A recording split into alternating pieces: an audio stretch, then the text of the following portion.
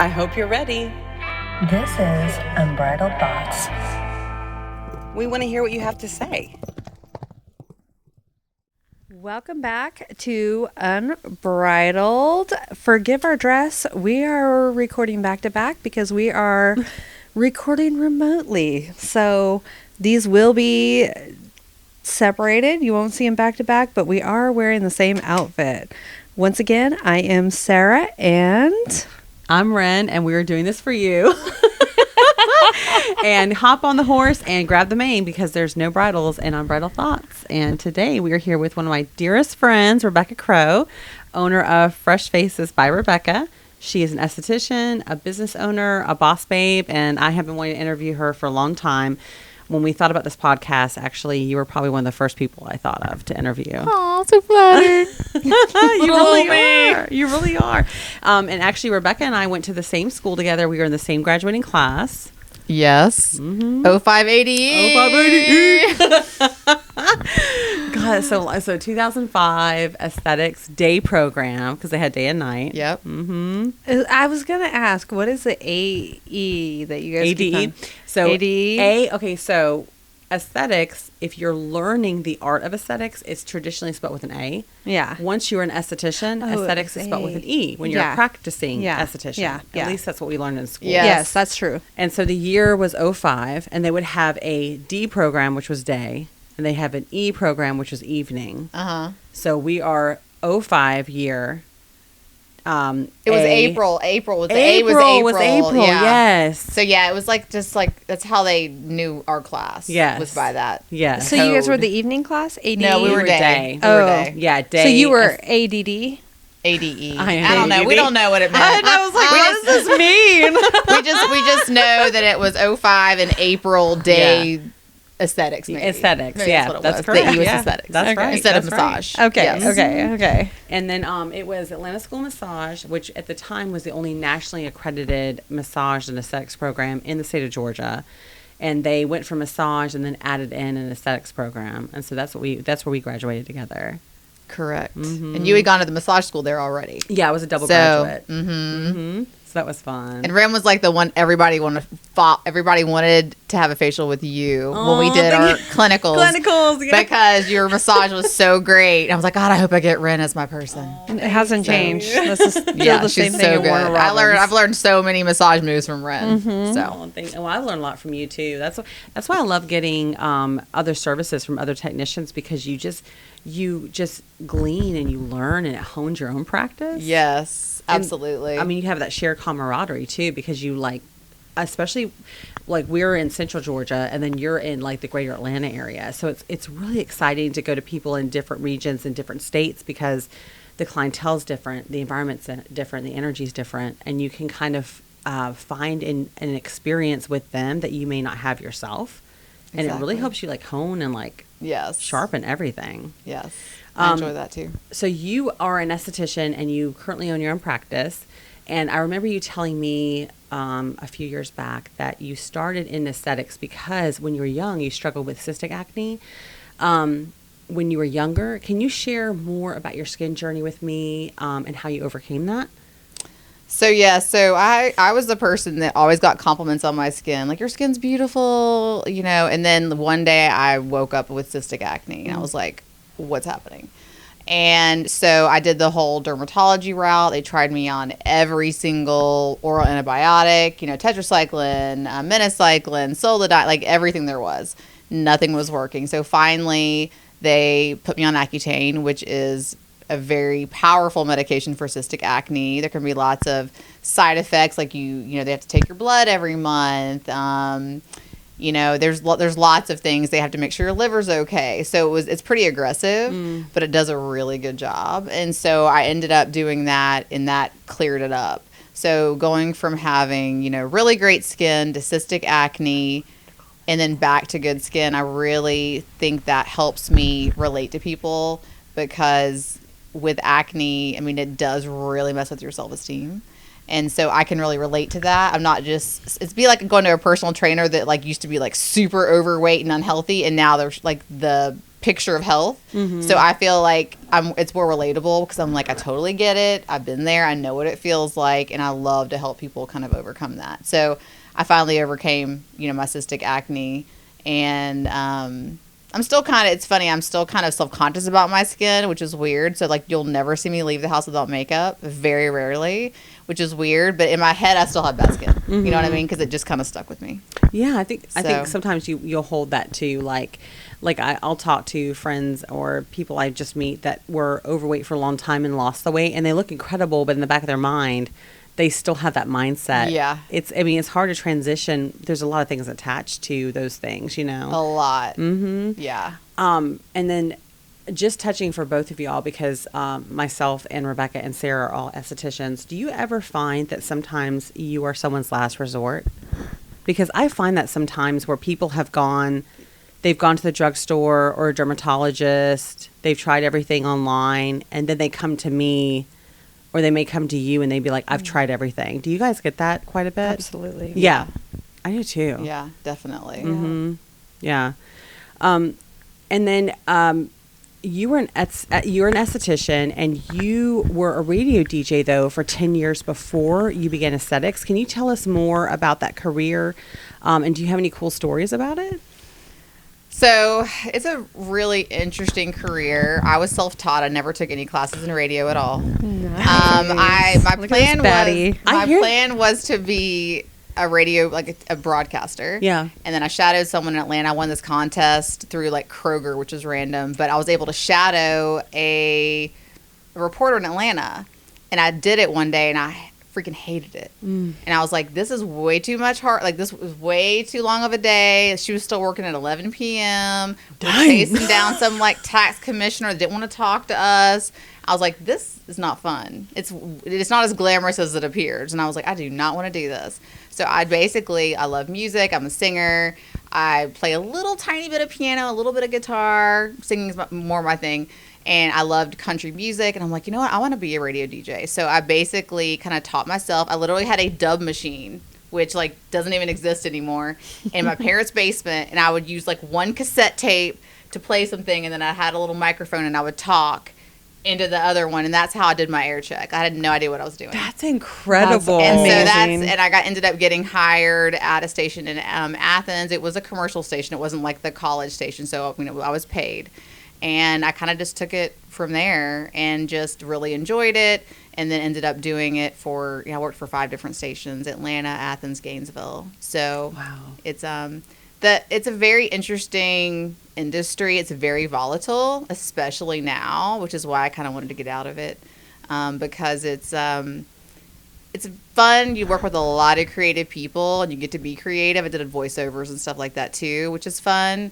But it changed a lot. They started doing started doing voice tracking. So like you literally like record your last couple of hours on the air, like you'd pre-do it. So I would drive home hearing myself on the radio. And because basically they don't want to pay you all the hours. So they just say pre-record this so you can leave early, and we don't have to pay you for this additional time. That's crazy. And it's just volatile. I worked for ABC, Disney, and it's just an interesting field. So after doing that for a long time, I was just kind of like over moving and changing stations, and it's really fun, but they call you in at any given time and literally like fire the whole staff because they like get bought out and they change formats. Like, oh, we're going hard rock, so all of y'all are gone and we're hiring a whole new staff. So you do nothing wrong and you lose your job. Wow. It's just there's just no... I just like to know I have a job when I come in. Yeah. And that job, like, you could be doing everything totally correctly and you still don't have a job because they just changed the format or whatever. So, well, when Chris and I meet, we meet like musicians or people that have very successful podcasts, and we'll ask, oh, how did you get into this? How did you get into this? Some of the most successful people that are at the top have told us over and over again, you just start doing it. You just start doing it, and you don't really have any experience. You kind of just learn as you go. Yep. And that's just sort of how the industry is. That's right. I mean, they tell you, like, oh, to go to broadcasting school, whatever. That doesn't help you get a job at all. Yeah. Literally, like, you pay all this money, and it's not going to put you any further ahead of anybody else. I basically just pounded the pavement. I called a station in Atlanta every single day. Have you heard my air check yet? Da-da-da. Have you heard my air check? And finally, he's like, dude, you're so persistent. Like, I'm going to hire you just based on that. Love And I was that. like, yes. So I basically, I was a squeaky wheel, you know? Yeah, that's at the tone, So- girl. Man, oh, I what'd you love say? I that. said, she's a hustler, baby. Yeah. Yeah. So we need to hear your DJ voice. Yes. Come All right. on. I knew this Did was you have a coming. name? Did you have a name? My name was Becca Brooks. Oh. Was Becca Brooks. All my Becca radio Brooks. friends know me as Becca. All right, let me get into my mode here. Hold Come on, on. baby. All right. Magic 102.9, North Georgia's hit music station. Coming up, we got Celine Dion and the 80s Diner. Make sure you stay close. Becca Brooks here. Magic 102.9. That actually gave me the chills. Now, would you feel comfortable doing a little one-liner singing? If you could say no. Sing? What do you Yeah, I mean? know. I'm like, well, you said you sang. Oh, you mean, Yeah. that's, Come on. I did a hustler, baby. Can you give me one line? Let me get back to you on that. I don't even know what key to start Yes. in. It's gonna drop in the middle of Yeah, this let interview. let me get that some thought. We need a little Yeah. bit more That's a little prosecco. drop More somewhere prosecco. in the Yeah, house. we do. So, do you find that any of your radio DJ experiences bleed into your treatments with clients now? I mean, I talk a whole hell of a lot. Yeah. During treatment. Sometimes I can't stop talking, which could be a problem. Not really. I mean, Yeah. I'm a good communicator. I guess That's that what I was- would be the only thing. That's what I was thinking is a good communication, or if someone's trying to like verbalize something that they're feeling, that maybe you find you're like an at ease transition about, oh, this is this what you're trying to say? Like, I feel like if you had the experience you have, you're great at communication or helping others to amplify it.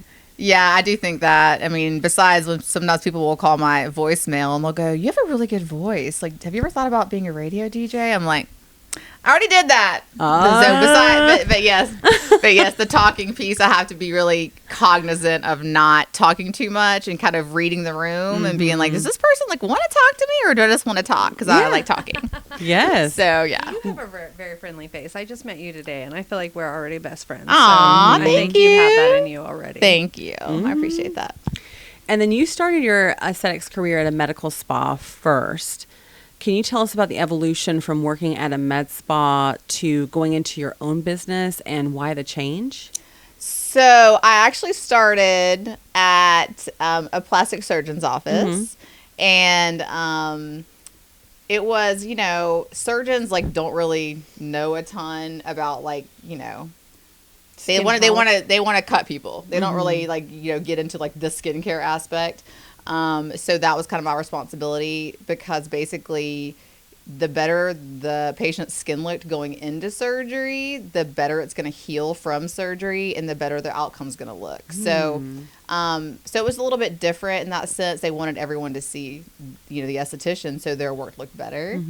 As far as like the differences, I moved from the plastic surgeon's office to a dermatology office. So it's still, they're more into general derm and skin cancers and moles and things like that. So I kind of took the reins of product lines that would come in. I would kind of research, be like, hey, are these products that we want to bring on? What do we want to get rid of? And that kind of thing. So kind of similar, because the doctors don't want to mess with all the, minutia of all the new product lines coming in. That's kind of your responsibility to be like, hone it in and bring it to them and say, here's what I found. Here's like the outline. What do you want to do? Type thing. So it's kind of similar as far as like going from plastic surgery to dermatology. I mean, it's similar. Yeah, like a smooth transition. Yeah. And I feel like that's really kind of jump-started your business and kind of helped evolve what it is today, and why your spa business stands out so much for me, because I feel like over these years of experience, you've combined that medical grade treatment and those medical grade peels and treatments with the pampering and the relaxation you would find at a day spa.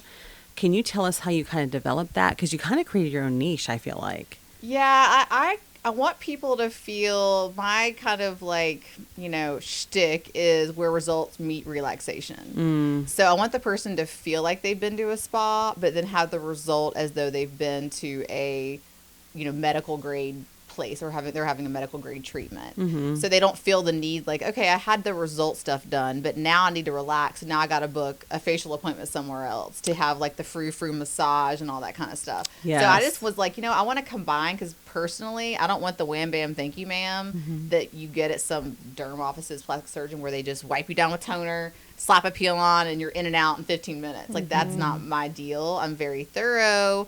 I want the person to feel relaxation during it, so they're getting kind of a little bit of both. Mm-hmm. So I just kind of took the both and kind of married them together. Mm-hmm. My treatments take a little longer because of that. In some places I've worked, they've been like, you got to crank it out faster. But I'm like, no, like, I want the person to enjoy it's an experience. It's not just the treatment. I love that. So, when I get done working on someone, I say, how was your experience? I view it as an experience, not just a quick treatment to make your skin look better. I think it makes it feel very intimate to the client. Yes. They love the massage. I mean, they always say, this is my favorite part, at the end when I'm doing all the massage. And I incorporate massage moves in, just like you do, to the treatments, as I go, because I know that's what I would want. So I live vicariously, and I just say, what would I want? And I just kind of do that. Yeah. I try to do the same thing, so I understand that you're channeling what you kind of want. And I tell my practitioners, too, at my spa all the time, like, just go get these treatments and glean. You know what I mean? Exactly. Go You learn get these so things much. You learn so much. Yeah, it's hard, though, sometimes, because you're so critical. You're like, that didn't feel right, or they missed a whole part of my face, or it's Rebecca, hard. this is why I love you. I think we became best friends. That's me, too. Oh, my God. It's just hard to, like, relax, because you're like paying attention so much to what they're doing, and you're like, do I like that move? Do I not? Was that too much pressure? Did they miss a spot? I'm like working the whole time. I know, like, people are like, oh, do you love getting facials? I'm like, actually, I don't. It's kind of stressful.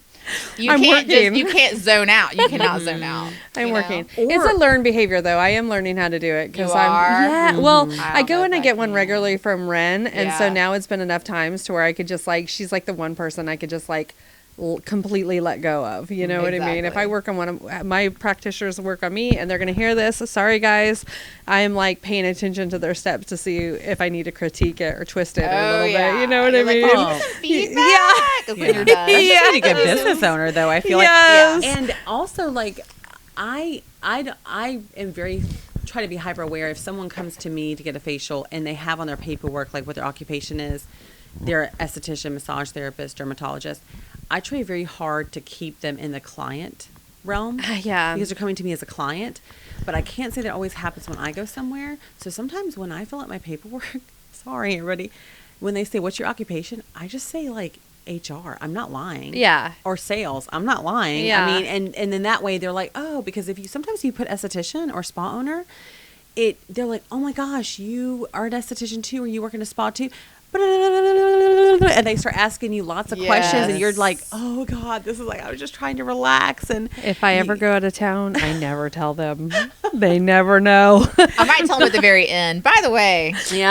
I'm a medical assistant, like whatever, but like I don't start off that, because again, then it starts that conversation, and then they get nervous because they're critiquing. They get nervous. Is this okay? How is this? Do you like this? You know, which they want that feedback. Which is, that is invaluable. But it's, And I mean, nervous is natural. I mean, you and I have experienced that. When we have somebody on our table that we know is in our industry, it does freak you out a little bit. You feel like you have to pay a little bit more extra attention. You feel like you're being grilled. That's because we do secretly grill you. And it just means you care. Nervousness means you care very, very much about it, which is a good thing. It's a good thing. It's about channeling it, though. So this next question, I really want to hear from both of you. Our producer is a hairstylist, so I wouldn't mind hearing from our producer too. If you feel the need, just grab the mic. So when you opened your doors to the spa, it was like, I want to say it was like right before COVID hit, because you had moved from the med spa, had just made the decision to open your own spa, got the building, did the decor, had your business plan ready, went ahead and was like, I'm ready to fire off, and then COVID happened. Can you share a little bit of your experience? And here's the thing, I feel like a lot of people don't talk about this, because it's like COVID came and then it was gone. And I don't feel like enough people in our industry kind of share what that was like for us. But it was a mess. It was a big chapter in all of our careers. Everyone who does something like what we do. Absolutely. It was being in our field at the time, because we're so close to people, like 6 inches from their face. So obviously, you know, hairstylists, us, I mean, everything really, but you know, the beauty industry especially. It was interesting because I knew COVID hit 2 weeks after I opened the doors to my business. Literally 2 weeks. So it was like everything's rosy, everything's great. I'm booking out. All my clients were following me. I think I had 200 clients follow me from the dermatology office when they found out I left, started my own business. And then literally it was like we got that order that like for 2 months we couldn't do anything. And in Georgia, that's what it was. And so I'm like, okay. And I honestly wasn't nervous. I try to keep a positive attitude because I knew it was going to be successful. So I kind of just had to think outside the box. I mean, I'm almost 50 years old. I'll be 50 this year. And so I didn't grow up with Instagram or any of that. I didn't even have an Instagram page at all. And so I literally had to like open an Instagram page. This is 2020. Figure out what the hell. I didn't even know what a story was. I was talking to my younger I love this. friends. I'm like, what's a story? Like, what makes it a story versus like a post? Like, how do I know the difference? Like, what am I doing? So it's this whole new world that I'd literally never even seen before. Yeah. And so I was posting just like constantly.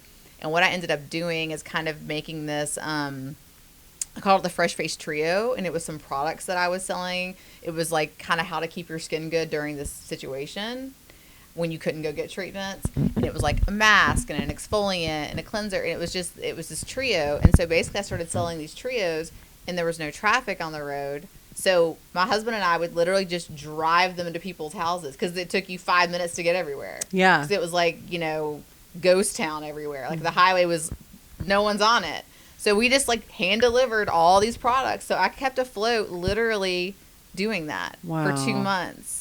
And the second the doors open, I was booked again, probably 8 weeks out. I mean, it was just like, so it was more just me staying confident. I knew I could do it, and I knew that my loyal people would follow me. So it was just more like a waiting game of, all right, when this passed, and of course we all thought like, oh, this will be done in 2 weeks.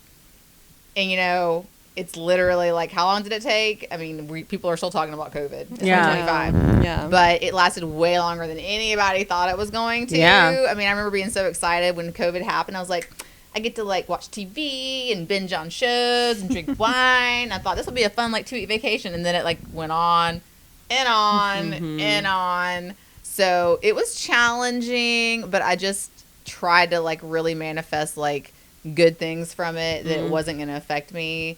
And luckily I was able to grow and then, you know, expand and everything else. Yeah, So, evolve and change and shrink and grow with the changes that were happening around you. Well, and shout out to Carol Bach Aesthetics. They're located in Atlanta too. I remember she kind of kept me motivated through all this as well, because she did something similar where she did like, oh, I've got your routine and some tools, and she sold it as a package, and we were messaging back and forth through that too, because it was a scary time. And then I also feel like there was sort of the transition was hard for everybody, because for me, I felt like, oh, and also an official thank you to my clients, because I've thanked my clients before informally, individually. I had clients that purchased product from me. They couldn't come get a service, but they would say, hey, I want to buy some product from you. And I would just touchless hand deliver it to their house. And they really kept the bills paid for me during that time, because we legally could not touch. We could not do like, it was a rough time. And I love to have a platform to talk about it, because it's kind of like people just moved on and we never really got to process what happened. And then also there was kind of a transition for people too, because I remember I used to carry makeup in my spa. I carried like a really nice organic makeup brand. We would do makeup for events and things like that. Well, when we came back into business from COVID, nobody wanted you to come near them with makeup. Yeah. They're like, well, where's that been? What does that touch? I mean, everybody was so just hot wired about that kind of stuff. So you had to just step back. I think I ended up just letting go of all of my skincare, and I donated it to I think I donated to the Salvation Army or Battered Women Shelter. And then I just let it go. I mean, I just kind of had to kind of evolve with everything. Yeah. And that was big for us too, I feel like. And then I remember when we went back, we were out of work, I think, for about 2.5, 3 months. And then right after we got back in, you had to I think state board came forward and said, okay, well, you have to wear gloves. You have to have a bin. They came forward with all of these new regulations. And then you had to go and you've been out of work. You had to go and buy all of this PPE and safety equipment after being out of work for that long. And you're like, oh, wow, this is going to be a journey. You know what I mean? And I feel like a lot of us grew and overcame and were strengthened and honed by it. But also it was like kind of intense. Yeah. It was. Mm-hmm. It was. Yeah. It was also, though, I feel like people literally always care about what their skin looks like. And Yes. COVID, I feel like, gave people so much time to, like, stare at themselves in the mirror Yeah. and be like, I look like shit, you know? And, Especially because they're like, okay, I look so much better with a mask, so I need to do something once these masks are released. Yeah. Exactly. And it's like people had a lot of time to do like Zoom. There was a lot of Zoom calls going on. They'd Yes. see themselves on camera and be like, I do not look good. You know, that was the first time Zoom was ever. No one knew what Zoom was I before know, right? COVID. I literally remember being like, what's Zoom? Like the school wanted to do something with my daughter. I'm like, what's Zoom? Like, Yeah. they're like, it's an app. And if you talk on it, and I'm like, okay. But people had a lot of time to just like evaluate lots of things, their lives.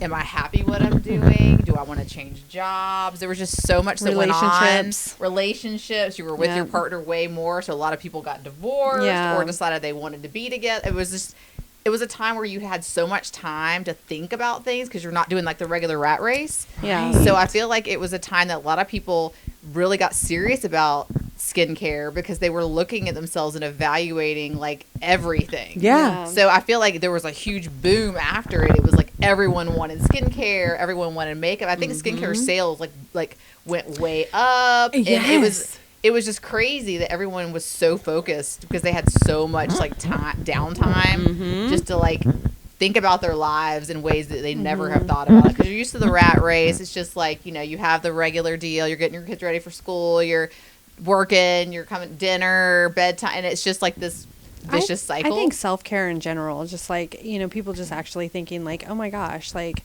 now I can't have self-care and I need to start doing this. Like the stress level is just so high. I think it was still so high, even though there was so many people at home not working. You know what I mean?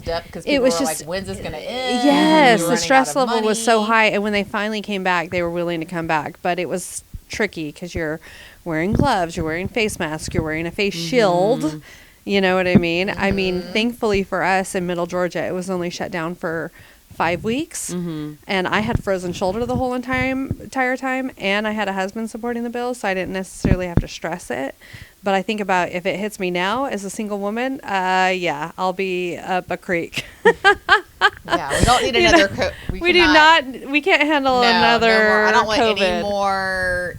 No more viruses. No more. What am I trying to say? Does Christopher Lee, though, the manager, want to Is it speak called like a on his pandemic, experience? global Yes. pandemic? We've lived ours. We don't need another one. Like, we're good. Inconvenience. Not again, please. Thank you. Here's the hairstylist point of view. Yes. Oh, yes. That'd be great. Since I was asked, I guess I have to come on here. Yeah, it was about 5-6 weeks, something like that. And from a hair person's point of view, you know, you can only take one client at a time. You couldn't double book, which doesn't bother me. I'm not the biggest double booker, but I'd have to. Some people would like to come together, like friends or mother, daughter, whatever. So for a while, I was having to come in on Sundays, which didn't bother me because I'd had almost 2 months worth off of work. So sure, I'll work whatever. So I was putting those people in on Sundays because I knew nobody else would really be at the salon. No state board's obviously not going to come by on a Sunday, you know. And so it's just the biggest, the dumbest thing was like the mask around the ears would sometimes affect the haircut. Oh, I didn't think about that. Yeah. Because you had to have it on, and you always, at least I do. I mean, most people should double check their stuff. You double check it, and it's like, oh crap, there's like a half an inch here because the stupid hair got caught behind the band or something like that. And so for me, I mean, everybody was pretty chill about it. You know, everybody kind of knew, okay, I got to wear a mask and things like that. So nobody, to me, gave me any crap about it or anything like that. It was like, and we had to lock the door of the salon which didn't really bother me that much either. To be perfectly honest, I get it. The clients would have to just say, "Hey," text and say, "Hey, I'm here," because they couldn't wait in the I lobby. remember that. And we'd have to take temperatures. We had to do temperature Oh, yeah, checks. that's They right. made us do Yeah, temp- The temperature check. But what we learned, like the first day or two, we had to turn away a couple of people because, oh, well, you got a temperature. Well, see ya. But we didn't realize they're sitting out In their in the car in the sun. And so we took their temperature, but okay, hang on, wait about a couple minutes. We'll take it again. And if it's gone down, you're good because it's obviously you're sitting in the, and that's all it ever was. Nobody's ever was 102 and stayed 102. I mean, it was always that. So it's just little things like that, you know. I kind of forgot about the temperature. Yeah, the temperature thing and shampooing with the mask on, the mask would get wet. So I always encourage them to wear a crappy mask. Don't wear one of your good ones or something. So that's pretty, very similar to you guys, I mean, our walk-in product sales kind of suffered because it was, a chore probably to walk in and get product when the door's locked. And nobody cared who they washing their hair for. Exactly. But it says a lot about dry shampoo. It says a lot about like the tenacity of people in our industry, and I think most self-employed people is you don't really have a barometer to check because you're on your own. So you're having to kind of get with your community and kind of say, okay, what are you doing? What are you doing? And communally kind of checking in with each other, but doing what's best for you. Just kind of almost like waves on a shore. It's kind of cool to just like see how everyone kind of got through it. So thank y'all for sharing that with me. Yeah, and if anybody else wants to share anything, y'all just email us. We would love to hear y'all's stories of kind of how you persevered and came through, and what was good and bad and ugly, and anything you want to vent that you remembered you're just ready to release. Just send it to us. Unbridled. Unbridled. 143 I'm doing unbridled. Unbridled thoughts. Yes. 143 at gmail.com. Yes. And you can find us on Facebook and Instagram, Unbridled Thoughts Podcast. That's right. And I wanted to ask you too, I love your menu and the services you provide and the service descriptions of what you do. Do you have one service that stands out for you that's your favorite, and why? Like that you love to do and like receive? So my signature Plain Peel Perfect is definitely my favorite. I call it kind of like the hard reset for the skin. So I always start my people off with that particular treatment because it really is a hard reset. So it's a combination of a dermaplane, which of course is removing dead skin and vellus hair. And then I do a hydrodermabrasion, which is suctioning all the gunk out, kind of like a big wet vac for the face. And then we do more extractions. Then we do a chemical peel. So it's like you're kind of, I really like combination therapy. I feel like it's just really good to do a lot of things at once because you get a lot of bang for your buck. And honestly, you don't have to come back as frequently when you're doing a bunch of things. It's not like you're doing like a dermaplane now and then like a peel the next. It's like you're doing it all. And so the results are so good and so quick. And then people like instant gratification, as we know. Right. So people don't like want to wait for a result. So when you do this particular treatment, a week later, they're like, oh my God, my skin looks like glass. Like, this is amazing. Everyone's noticing it. So that's my favorite to do just because the result's so good. And I'm all about instant gratification. So in the treatment room, I can take a before photo, and in 90 minutes, their skin looks totally different than when they walked in. So they walk out just like, oh my God, I can't believe this is my skin. They're looking at it. So that's my personal favorite one because it combines a lot of things together to give them that really good result. Oh, I love that. So I like that. I like doing that one a lot. I like how you verbalize that too. Like, I feel like a lot of times in spa and salon, you kind of get that sort of a la carte kind of a feel. And the way you said that, like multiple things together, you do it all at one time and you're not having to come back as much. Exactly. It's almost like an investment at one time instead of over a period of time. Exactly. And that probably fits more people's lifestyles too, I would think too. Yeah, I mean, as women, what do we have? We have hair appointments, nail appointments, mammograms, OBGYN. It's like we have so many, dentists. It's like as women, there's so many things we have to do. Yeah. Men have like a haircut. at like great clips. You know And what I mean? a physical check once a year. Yeah, maybe like a physical, whatever. But like women, we have so many appointments. That's true. So many. And so the last thing all these busy people and busy moms or busy, career people is to constantly be coming back here because we got to fit our nails and our hair and our dentist and our boob smash and our, And we just don't take the time to relax too. You know what I Yeah. mean? So it's Yeah. nice that you can give them an opportunity to like get all this stuff done and like let go of the world. You know what I mean? Exactly. Let go of all the million balls they have floating up in the air. They're trying to juggle constantly. Exactly. Yeah. So I just love it because again, it's just you walk out feeling amazing and you can just see that you brighten the person's day because they're like, wow, I walked in with this drab skin and now my skin looks awesome within the same day, Yeah. which I like. So. Well, and you're kind of known in Atlanta. Like you've had an expose done about you. You've had a magazine, and I want to say 1 or 2 newspapers that have done articles about you. So I have to ask: have you ever done any treatments on local or prominent celebrities or people? And would you be comfortable sharing any stories like that if you have any?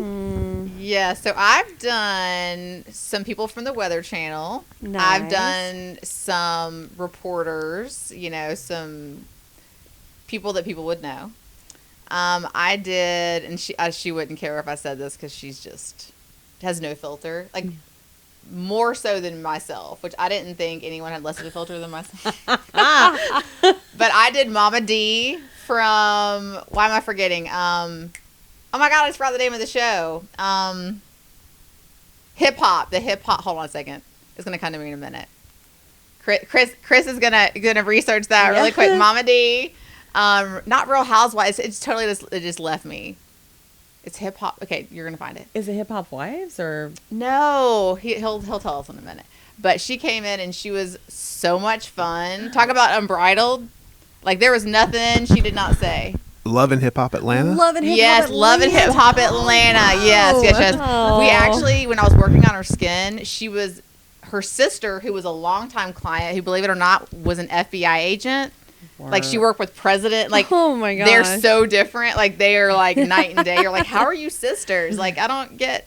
But anyway, they are. So Donna, her sister, was like recording the whole thing and going live on Instagram. And so we had all these people just like commenting stuff the whole time. Oh, I love It was that. very entertaining. Very entertaining just to see what people would say, That's awesome. So it was really fun. But I would say those are my like main people, Yes. that have come in. So I'm open to more. So if you want to come on Yeah, in, yeah. come on in. I'm due for some celebrities. We'll have to follow her and you. Yes. Yeah, she's very entertaining. Again, she's about as unbridled as it gets. You know what I mean? So Speaking of unbridled thoughts. yes, so it was really fun. We had a really good time. So Nice. yeah. So you and I have just met. Do you have any secrets for me you want to share? Secrets about what? I don't know, anything. Like skeletons in my closet? Yeah, do you have any skeletons you want to? Oh, is this the game? Secrets. No, this isn't even the game. I just threw this one out of my hat. Poor Rebecca was like, what the I'm heck? like, what? This wasn't for Secrets. first time meeting. I'm just teasing you. I'm just trying to. I'm trying to think of like, give me like some, Okay. give me some direction What is here. your favorite facial? I know you said you like to do the like all in one kind of thing, but like, do you have any like favorite clients that you like to work on? Do you have ones that you have like a bond with that you like? Oh yeah, a ton. Yeah, I mean, I've worked yeah. on a lot of my people for 15 plus years. Yeah. So we know each other really well. Yeah. And I mean, I find out about stuff about their pregnancies or divorces Yeah. before anybody else. I You know what I mean? know. They're Isn't like, that no one so else much knows but fun? you, but like, I'm going to tell you this, Yes. whatever. So I have a lot of, There's so many secrets that get shared in that room that people don't even know that get shared. so There's many secrets. So many secrets. Again, like it's We like, know about things. we do because we're behind closed doors. So Yeah. like hairstylists get it too, but because you're kind of a lot of them, you have people next to you, so you're not going to divulge as much Yeah, probably because yeah. everyone can hear you. But when you're in like a closed door room Uh-huh. for 2 hours. And there's therapy. So you're releasing a lot of like hidden trauma, like in the body. And they're like, this is truth or dare right now. I'm going to tell you right now everything that's going on in my mind. Yes. And I'm an empath. So I am touching people all day. You get that energy. And And you some days suck you it get in. home and you're just like Oh, you're exhausted drained. from whatever you've been told that day. Exactly, You know what I 100%, mean? You're yeah. like, so On your yeah. favorites, do you have your little regime that you do on them on a regular basis? On my favorite, Like your favorite clientele? Like, do you have your go-to little system that you do every single time? I mean, because my you know it protocol's works? pretty much the same. I mean, I do customize it depending on what they need that day. Yeah. But it's pretty much the same. If I Yeah. can tell they need like more massage and relaxation, I'll kind of do more. You just of read the that. body. Like I do Yeah. that too, so I understand that 100%. You got to take the time to read the mind and body. Yeah, you got to definitely read the situation to Yes. know. Like some days a person, you're like, this person does not feel like talking today, so I'm gonna have Yes. to like shut my mouth. Yeah. And their even- face needs more attention because of da da da da da. They've had this stress. They're going through a divorce. Whatever it is, they're not taking care of themselves. You know what I mean? Yeah. Yeah. You really do have to be intuitive in this job. Yeah, It's you not a really one do. size fits all, and that's No. I think one of the hardest things. There's just certain massage therapists and estheticians that just don't have that intuition. They and that's don't. not something you can teach. Well, and I feel like So- there's some people that don't have the ability, and I do feel like it's a gift to actually read the body and read the room and read the personality and read what's Yes. going on with the face and be able to connect things like the gut, you know what I mean, and what you might be lacking in vitamin wise or mineral wise as to why your skin's like kind of freaking out, you know what I mean? So from what I gather from Ren, you totally have that ability too. You're just way up here and at Hot Atlanta. So yes. It's you do have to be intuitive. Yeah. I think again that's not something you can teach. I mean, people always. It's just interesting to me that people think that all estheticians are the same. we're not. Not at all. I Yeah. mean, I had someone that went to when I left Olansky Derm. They wouldn't tell him my name, and so he couldn't find me. Yeah. Went to 6 estheticians, and they were not good. Yeah. He finally found me. He was like, "I thought y'all were all the same. Yeah. I thought I could just like call up anybody." He's Yes. like, "You're not." Yes. And it's like anything, hair, Yeah. skin, Yeah. nails. I mean, everyone has their own deal that they do, and not everyone's intuitive. And just like massage, you could Yeah. all be sitting getting the training from the same exact teacher Exactly. in the same exact room at the same time, and every person's massage is going to feel different. Yes. And exactly. some people are good and they can like feel it, and some are just like going through the motions. Yeah. Yeah. And that's the weird part, you know, is like you can't teach that, like whatever that is, you can't teach it. Because it's a decision you make. It's a decision that you make, because I feel like everyone is so different, and you can't be all things to all people. No. But you can try to intuitively tune into individuals. Yes. So it gets to a place too, I feel like, where, for instance, I would have people who would come in and their gift certificate was days from expiring, and they would book with me, and they would come in, and they would be the kind of person that sort of like that sort of body or the way they process touch, they just didn't process touch great. And I would kind of pick up on a vibe where they would be like, do you really have to touch me? Do you even have to be in the room with me right now? And you learn not to take it personally. Yeah. Because it has nothing to do with you. They just process it differently. Yeah. So I ended up developing a whole treatment for people who really just don't enjoy being touched. Yeah. I mean, and you just kind of envelop it. So it's they don't remove any clothes. They lay on the table. They don't have to be under the drape. And it's a lot of like compression, no product, no sweeping motion, just compression, touch, and rocking.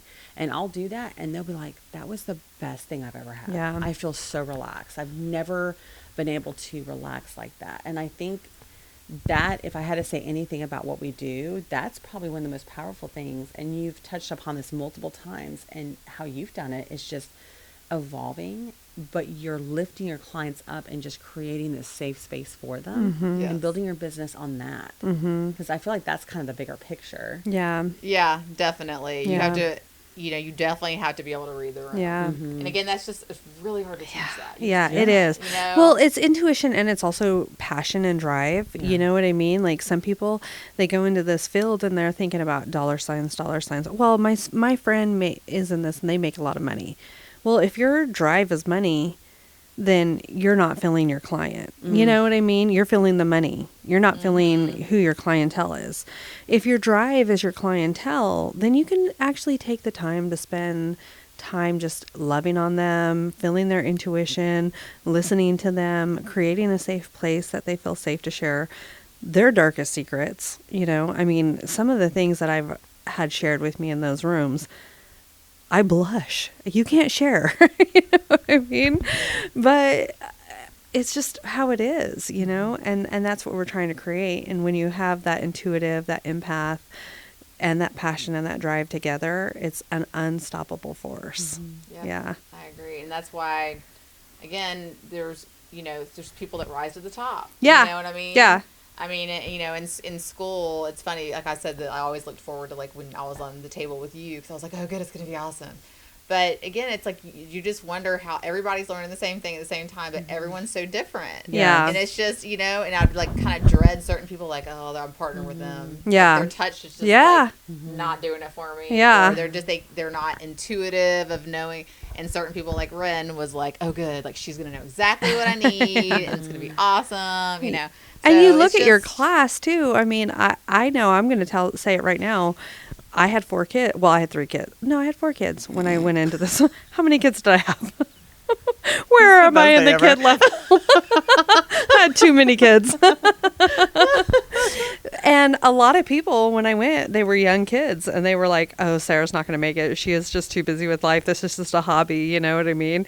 And I look back at all the people I graduated with, and a lot of them are in other fields. Oh, They're yeah, not a even in this lot. field. Yeah. And I'm sure A you lot. guys feel that same way, graduating from the same class. You know what I mean? Yes. You guys are doing one of the few, I'm sure, that are very successful. Yeah, it's weird how, I mean, a lot of them just aren't doing it Yeah. anymore. I mean, right out of school. I want to say a few months out of school. Oh, right out of school. Yeah. I mean, there were some that graduated and it was like passed and then got their license. And then it was like, oh, what are you doing? Oh, I'm a stay-at-home mom now. I'm pumping out babies or whatever, you know? Yeah. But I think anytime you're investing in yourself and spending time on yourself and what you want, it brings you a lot of clarity Yeah. that you may not have had before. And Yeah. I think it's important for everyone to do any type of continuing education because it helps with that, you know? Yeah. And then, there's something else I was going to say. It was oh man, I was going to touch on something. It'll come to me later. It's also not a one-size-fits-all. So it's like, Yes, you know what I that's mean? Yes. Oh, that's what I was going to say. This is I was why gonna you and I- Thank you, Sarah. I was going to say you're not going to be everyone's cup of tea, but you're someone's favorite beer. yeah. Like that is one of my mantras. Is like someone is looking forward to you at the end of the day, coming Yeah. to see you. Yeah. You're not going to be Yes. everyone's cup of tea, but you are someone's favorite go-to beer. Yeah. And I want to be someone's favorite go-to beer. I don't want to be everybody's cup of tea. You know? Yeah, yeah, That's what- exactly. thank you, Sarah. You're welcome. See, I knew it. That just Yeah. popped into me. That's how intuitive I am with you. We're connected. That's right. Well, also, I want Sarah to play this game with you that we play with some of our guests that we have on. And it's so much fun. And she came up with it. It's called Fish, Dish, or Fess. So I'm going to let Sarah take over. We're actually trying to encourage our listeners. So you're going to be the first guest that we're going to play this game with. Nervous. Okay. So we're. She needs a drink first. I love this. Too bad it's not tequila. It's not going to hit quickly enough, but that's okay. Okay, so we're fishing out questions. You're dishing out stories. Okay. Or you're fessing up. God. And you could pick. You can pick. So fish, dish, or fess. Oh, Lord. This is a tough one. I mean, Ren told me to be expect. I didn't know like exactly what I was going to be doing. She So- said, "Yes, I'll play this game that I don't know I'll be I what I'll be know. playing." Oh my God. Okay. And it can even be the first thing that pops into your mind, like maybe something you don't ever get a chance You to can, talk if about. you have a question for us, or if you have a confession of the dark, deep secrets of your life, or I like this. Oh my god, This is awesome. Or if you just want to dish up some story you've had with your clients or something like that. Or dish So- a life dish. You could even do a life dish. God, this is We're like- open to anything. We're kind of junky whores. We'll take it all. So I'm trying to think of. I mean, there's. So people always say like, "Do you have any crazy client story?" I mean, I do have a lot. I mean, I've had to, fire some people because they were a lot. Do you have a confession without saying names? I mean, I've had like kind of compulsive liars, like people that are like, Do you have a particular story you can I tell mean, us? yes. Like, I have a story where basically the person was like always late. And finally I was like, look, like you're making me run late all day. Like I need you to be on time. But she literally told me like her cat had gotten hit by a car. And then a month later had the same story. I'm like, so let me get this straight. You had 2 different cats that got hit by a car right before our appointment. But she'd make it so convincing, and she would just like divulge everything on the table, like stuff that I was like, why are you telling me all this? Yeah. I'm the type of person that people just feel like they can tell me everything for some reason. It's in our lifestyle. Yes, part of the and job. so you're like, did I want to know? Like now I'm like responsible for knowing this information. Now type of a thing. I'm a witness to murder. I know, Great, I'm thanks, like, lady.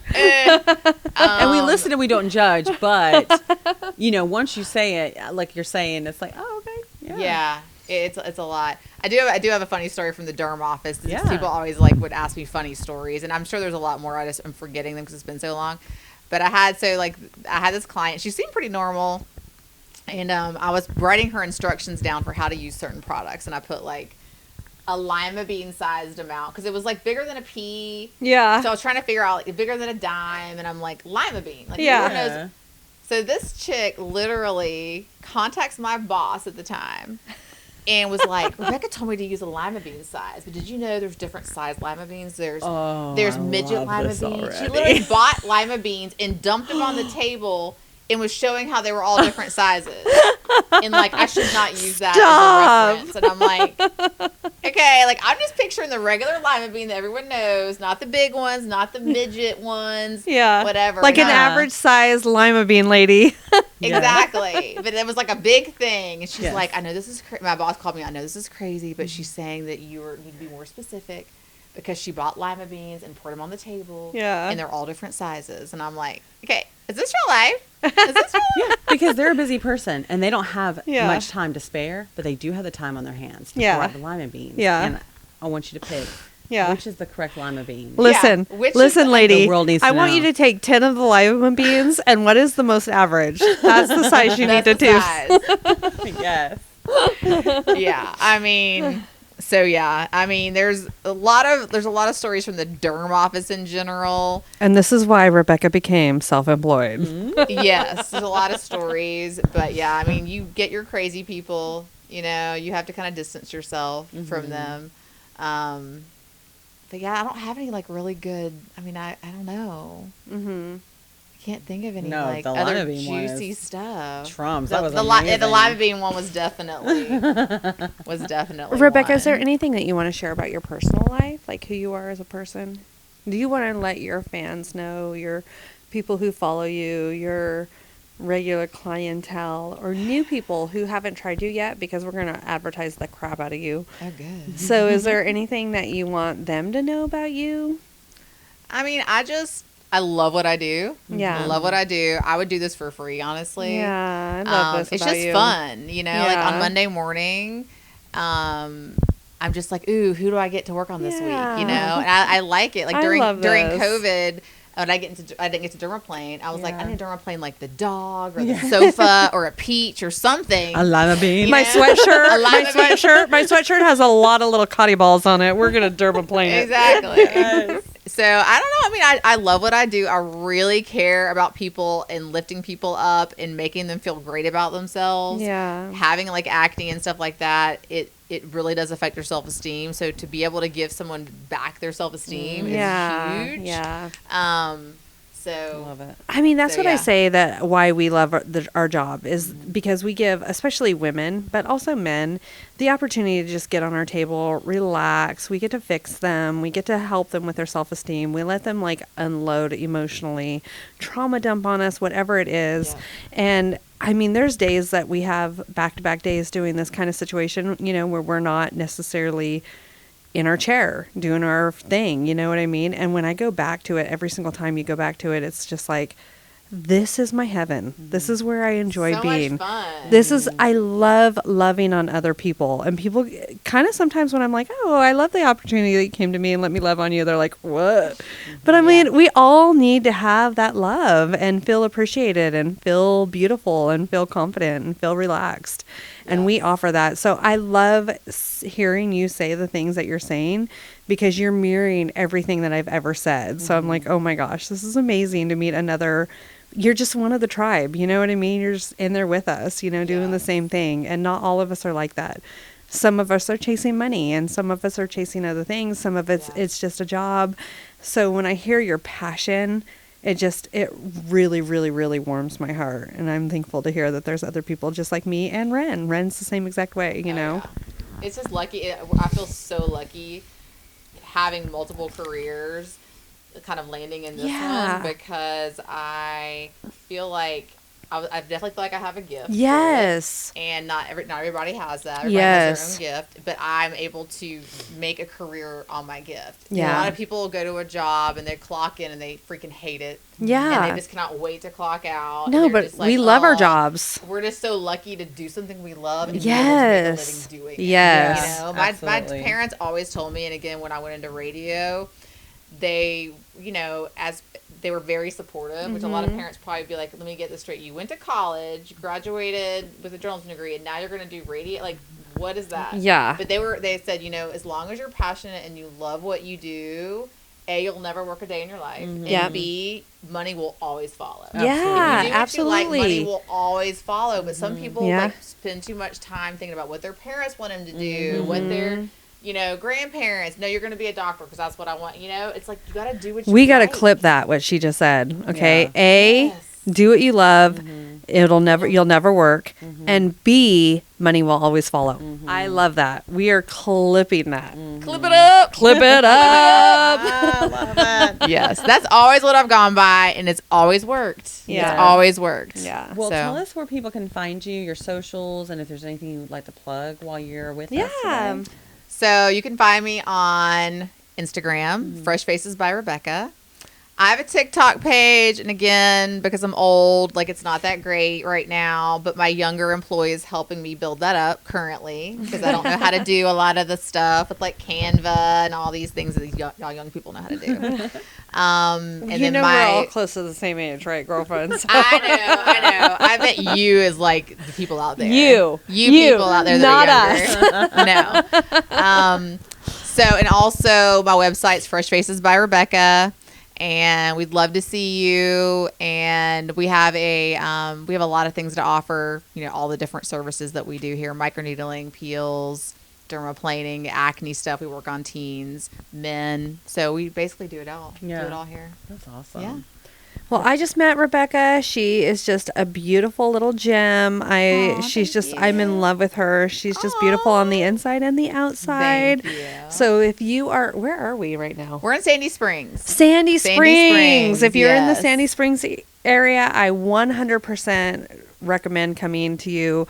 My favorite, Rendy, she comes here all the time. I do. She gets treatments. She can only brag about Rebecca. So I'm just thankful that I actually get to meet you. Oh, thank you. Yeah. You too. I feel the same. And yes, and Ren and I, we love to.